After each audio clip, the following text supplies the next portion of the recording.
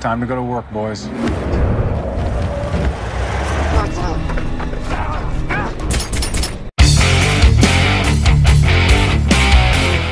Halo guys, dimanapun kalian berada, bagaimana kabarnya? Semoga kalian baik-baik saja, diberi kelancaran, kemudahan, kesehatan, dan juga rezeki yang melimpah. Oke, kembali lagi dengan saya Adi, kaum rebahan yang hobinya nonton film. Lagi-lagi saya akan merekap alur cerita film dari mantan tante saya, yaitu Jason Statham. Film ini berjudul War of Man yang dirilis pada 5 Mei 2021. Tergolong film yang masih hangat dan baru, yang dimana kita tahu setiap film yang diperankan oleh om kita satu ini sudah pasti akan sangat seru dan sedikit memacu adrenalin dan jiwa-jiwa brutal Anda. Sebelum ke alur ceritanya, jangan lupa like, comment, and subscribe agar mendukung channel ini semakin berkembang dan tentunya cepat dapat AdSense, yang dimana harga rokok dan sembako sekarang semakin naik bro. Oke, tanpa banyak spoiler di awal, langsung saja ke alur ceritanya. Selamat menonton dan ceki bro.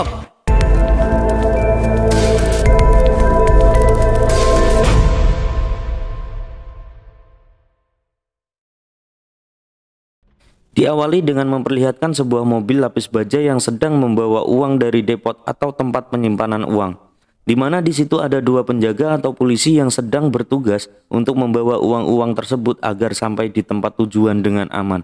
Namun baru saja keluar beberapa meter dari depot, tiba-tiba mobil lapis baja itu dihadang oleh sekelompok perampok bersenjata, yang dimana kedua penjaga itu disuruh keluar dan ditembak mati saat itu juga. Dan inilah War of Man. Beberapa pekan setelah kejadian itu, kita akan melihat sebuah perusahaan bernama Fortico, sebuah layanan jasa pengantar uang yang bertugas untuk melindungi dan mengantarkan uang ke beberapa tempat seperti bank dan sebagainya. Pria ini bernama Patrick Hill. Karena kehilangan dua penjaga yang tadi kita lihat di awal, manajemen Fortico pun merekrut orang baru, yaitu Hill, dan ini adalah Bullet, senior yang akan menjadi pembimbingnya. Di mana dia mengatakan bahwa Hill harus melalui serangkaian tes mulai dari tes kebugaran, menembak, dan menyetir mobil. Dan Hill minimal harus mendapatkan skor 70 untuk masing-masing tes agar bisa lulus menjadi petugas di Fortico. Dimulai dengan tes kebugaran, kemudian menembak, lalu menyetir. Hill nampaknya tidak terlalu mencolok dan tidak pula di bawah rata-rata, karena dia mendapatkan skor tepat di angka 70 sesuai standar kelulusan yang sudah ditentukan. 70%. Just slipped in. Let's get you suited. Hari pertama, Hill pun ditugaskan duduk di depan bersama petugas senior lain yang bernama Dave. Dave ini orangnya cukup congkak dan meminta Hill tetap di belakangnya karena jika ada sesuatu hal yang tidak diinginkan, dia akan menjadi orang pertama yang akan berada di depan dan menjadi senior yang baik dan mengagumkan. Betty. If you're lucky, she'll only take your fucking... Dan di hari pertama, semua berjalan lancar tanpa ada halang rintang yang meresahkan sedikit pun.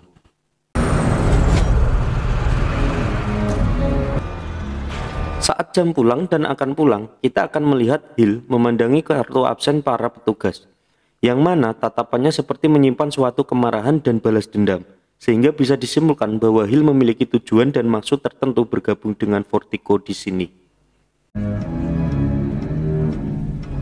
Hari kedua, Hill dan Dave terlihat berada di dermaga, sementara si Bullet masuk ke dalam kapal untuk mengantarkan uang kepada klien.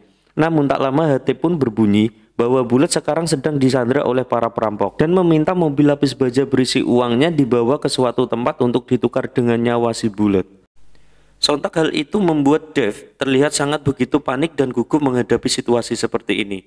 Berbanding terbalik dengan sikap congkaknya di awal, dan justru Hill lah yang nampak begitu tenang dan meminta Dave untuk mengikuti apa yang diperintahkan oleh para perampok tersebut.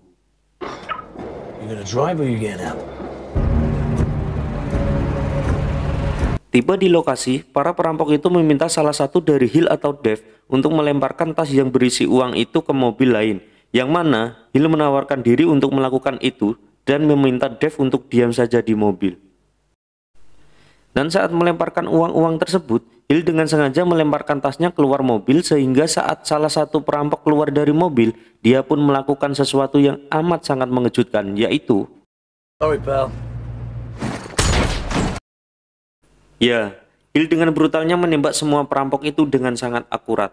di mana kita bisa merasakan ada suatu roh kegelapan atau jiwa yang dark sekali dalam jiwa Hill ini.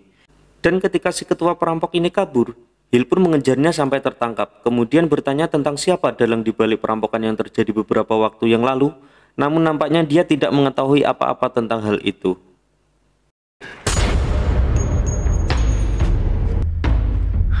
Did you like poo-poo? Esoknya Hill pun dipanggil ke kantor atasannya untuk diinterogasi mengenai kronologi kejadian kemarin, di mana di situ juga ada 2 orang agen FBI yang menanyakan tentang apakah dia melihat pelaku yang sama dengan pelaku beberapa waktu yang lalu. Kedua agen FBI itu pun menunjukkan rekaman saat kejadian beberapa waktu yang lalu alias kejadian yang kita lihat di awal. Yang pada faktanya ada 3 korban yang mati atas kejadian tersebut, yakni 1 warga sipil yang kebetulan ada di sana, dan saat Hill melihat rekaman tersebut, kita bisa simpulkan bahwa warga sipil tersebut sepertinya ada hubungan dengan Hill. Dan kemungkinan besar itulah alasan mengapa Hill ada di sini. Any connection, Mr. Hill? No. Kedua agen FBI itu pun menghubungi atasannya tentang kecurigaan bahwa Hill adalah orang yang sudah mereka cari selama 25 tahun. Yang mana ini semakin membuat kita semua penasaran tentang siapa sebenarnya sosok Hill ini. Concerned he's just a regular guard doing a good job. Do we understand each other? The Bureau's been trying to catch this man for 25 years. 3 bulan kemudian, kita akan melihat Hill bertugas bersama Bullet, yang mana mereka kembali dihadang beberapa perampok yang mempilok mobil mereka dan meminta semua uangnya untuk diserahkan. Dan kita lagi-lagi akan dibuat sangat terkejut ketika melihat perampok itu dibuat amat sangat terkejut dan ketakutan setengah mati ketika melihat bahwa salah satu polisi itu adalah si Hill, sehingga mereka tidak jadi merampok dan pergi begitu saja tanpa melakukan perlawanan sedikit pun. Doors were open. Tak hanya atasan di kantornya saja yang dibuat terkejut sampai-sampai menganggap bahwa Hill adalah seorang psikopat yang memiliki aura mengerikan. Dave dan Bullet pun terlihat berdua dan membicarakan sosok Hill ini, di mana Bullet melihat langsung ketika salah satu perampok itu nampak sudah mengenal Hill dan ketakutan setengah mati saat melihat wajahnya. Like he saw a dark spirit. I told you that first day. 5 bulan sebelumnya, pada adegan flashback ini, kita akhirnya akan mengetahui siapa sebenarnya sosok Hill ini, yang ternyata adalah seorang ketua mafia paling dicari oleh FBI, yang mana dalam adegan ini Hill terlihat sedang bersama anak sulungnya yang kebetulan sedang liburan. Without Bess. Tak lama Hill pun mendapatkan telepon dari salah satu anak buahnya yang memiliki jenggot putih dan agak sedikit jembros, namanya adalah Mike. Selain melakukan bisnis yang bagus, tapi bukan bisnis yang baik tentunya, kelompok mafia yang diketuai oleh Hill juga melakukan pekerjaan lain, yaitu merampok uang, di mana salah satu targetnya adalah uang depot yang ada di mobil lapis baja. Dan karena salah satu anak buahnya tidak bisa hadir mengawasi rute perjalanan mobil lapis baja itu, untuk diawasi terlebih dahulu tentunya, Mike pun meminta tolong kepada Hill alias bosnya sendiri untuk turun tangan sebentar saja dan melihat ke manakah mobil lapis baja tersebut pergi. Dan saat sampai di lokasi, akhirnya kita akan mengetahui kronologi yang sebenarnya, di mana ada pihak atau perampok lain yang lebih dulu merampok uang lapis baja tersebut, yang mana saat kejadian itu terjadi, Hill meninggalkan putra satu-satunya di dalam mobil demi pekerjaan kotornya, dan akibat hal itu, sang anak pun harus menjadi korban tak berdosa atas kejadian tersebut. Dan saat Hill akan menolongnya, dia sendiri ditembak di bagian yang tidak vital, tapi cukup untuk membuatnya koma selama 3 minggu.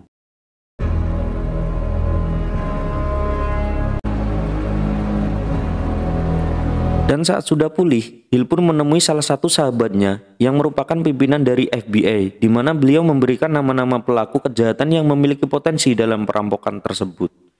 Dan kita akan melihat betapa tegang dan ketakutannya mereka saat menghadap langsung kepada sang bos alias Hill, di mana mereka menyadari betul bahwa Hill pasti sangat murka dan gelap mata karena anak satu-satunya sudah tewas akibat kelalaian mereka semua. I need to know who pulled the trigger. Namun bagi Hill, terbawa nafsu dan melampiaskan kekesalan bukanlah stylenya, karena yang Hill inginkan adalah nama dan orang yang menarik pelatuk yang menewaskan putra sulungnya. Dengan cepat, Mike dan timnya pun mencari satu persatu orang di daftar tersebut, hingga didapatkanlah sebuah nama, yakni Gacy bersaudara.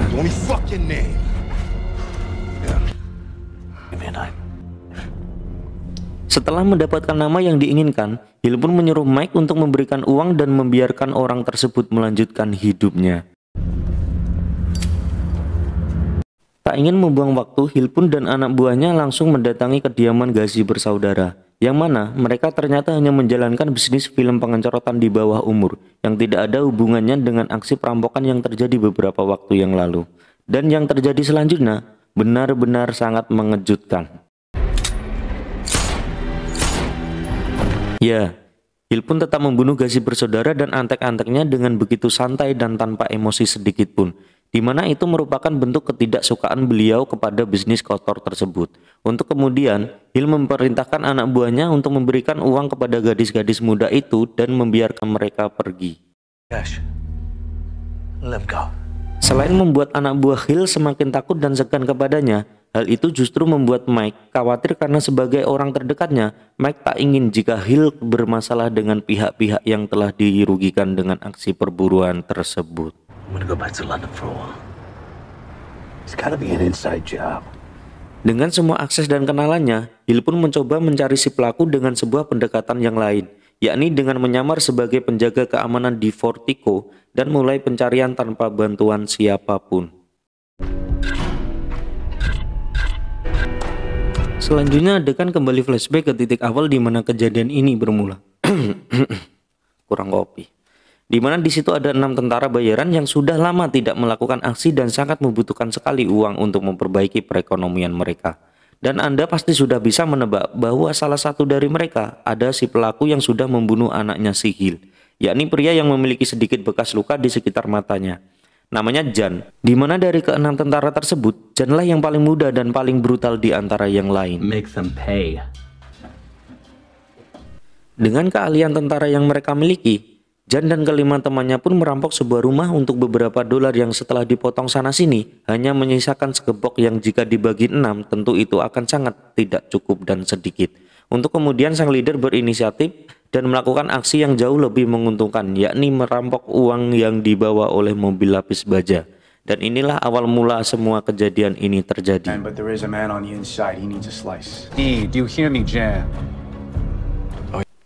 Dengan persenjataan yang telah mereka beli dari hasil rampokan sebelumnya, Jan dan teman-temannya pun langsung menjalankan aksi tersebut dibantu oleh salah satu rekan leader yang tak lain dan tak bukan adalah orang dalam alias oknum penjaga Vertigo itu sendiri. Entah siapa orang tersebut, nanti kalian juga akan tahu sendiri. Oke? Time to go to work, boys.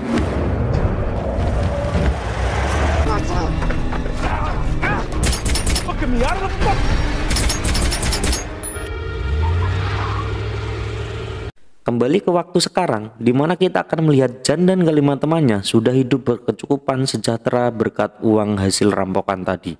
Di mana sang leader tidak cukup puas dengan hal itu dan bermaksud untuk mendapatkan uang yang lebih banyak lagi. Dan apa yang akan mereka lakukan selanjutnya? Ya, mereka berencana untuk merampok langsung dari tempat penyimpanan uang alias depot di Vertigo itu sendiri. Dan dengan bantuan orang dalam yang masih tidak diketahui siapa orangnya, mereka berenam sangat bersemangat untuk melakukan aksi tersebut. All this is for nothing if our guy doesn't come through. Then you, Tom. He'll come through. Kembali ke si Hill dan si Bullet yang tengah dalam perjalanan mengantar uang, di mana Bullet tiba-tiba menawari sebuah tawaran menarik untuk mendapatkan uang yang lebih banyak daripada gaji yang tidak seberapa di Vertigo. Hingga menguaklah sebuah fakta mengejutkan bahwa orang dalam yang selama ini ikut andil dalam tewasnya putra si Hill adalah si Bullet ini sendiri. Tak ingin terburu-buru bertindak, Hill pun mengendalikan emosinya untuk mengetahui siapa yang telah menarik pelatuk yang menewaskan anak sulungnya. Di mana di sini dia bersedia untuk membantu Bullet dalam rencana perampokan tersebut. Setelah memberitahu Jan dan 5 orang temannya bahwa Hill akan ikut bergabung, mereka berdua pun pergi ke lokasi yang telah ditentukan, di mana para perampok itu akan bersembunyi di dalam mobil sehingga mereka semua bisa masuk dengan mudah ke dalam depot di Vertigo dan mengambil semua uang langsung dari dalam. Sampai di Vertigo, perampok langsung menjalankan aksinya di mana Hill ditugaskan untuk menjadi sandera dan akan diikat sebagai jaminan mereka keluar dari sana hidup-hidup. Bullet sendiri juga menjadi sandera dan diminta penjaga lain untuk menyerahkan dirinya, di mana para penjaga tersebut justru melakukan perlawanan hingga terjadi baku tembak yang cukup mematikan. Bob, open the gate or they're gonna fucking kill me.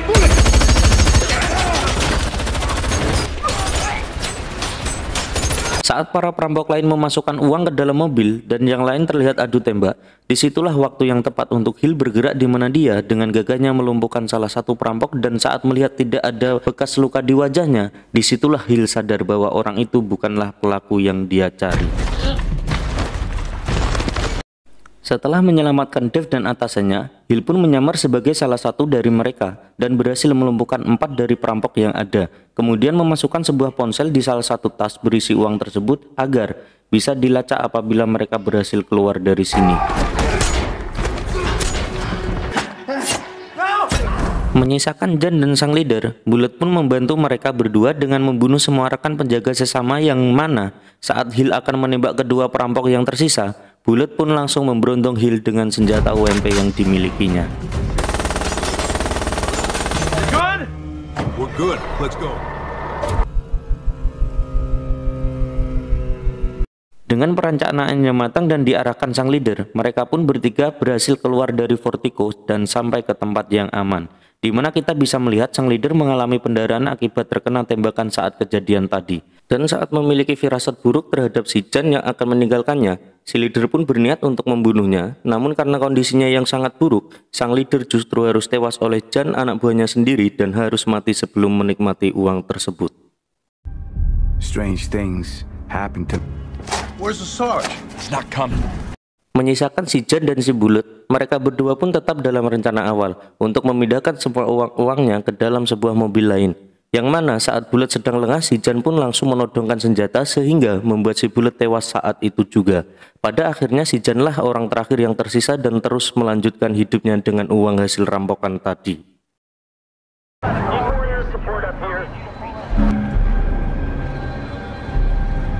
Suatu malam saat Jan sedang di apartemen dengan semua uangnya, tiba-tiba telepon berdering dari dalam salah satu tas yang berisi uang tersebut, yang mana itu adalah sebuah ponsel yang telah dimasukkan oleh si Hill. Dan Anda akan sangat terkejut ketika Hill sedang berada di sana dalam keadaan masih hidup.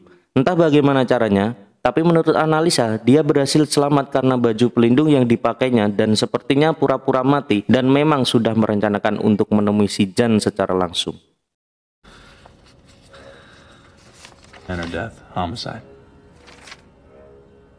Hill pun menyuruh Jan membaca catatan medis kematian anaknya, di mana Hill bermaksud untuk membunuh Jan dengan cara kematian yang hampir mirip dengan yang dialami oleh anaknya. Raided the liver. B2 ruptured The summary. The liver. Dengan dimulai menembak bagian hati, kemudian paru, lalu bagian limpa, dan terakhir jantung, hingga rasa sakit yang dirasakan oleh anaknya dirasakan pula oleh si Jan kampret ini.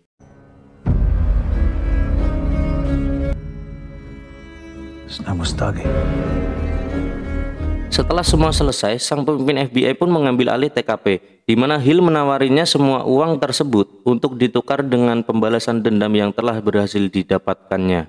Dan film pun tamat.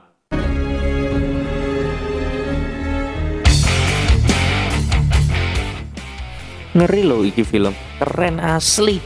Coba deh lihat sendiri aslinya, pasti bakal lebih greget, yakin. Kesimpulan yang bisa kita ambil dari film ini adalah hukum karma pasti berlaku. Dah, gitu aja. Saya Adi dan segenap keluarga besar komunitas pencinta kongguan isi rengginang mengucapkan terima kasih dan sampai ketemu lagi di video selanjutnya. Bye-bye.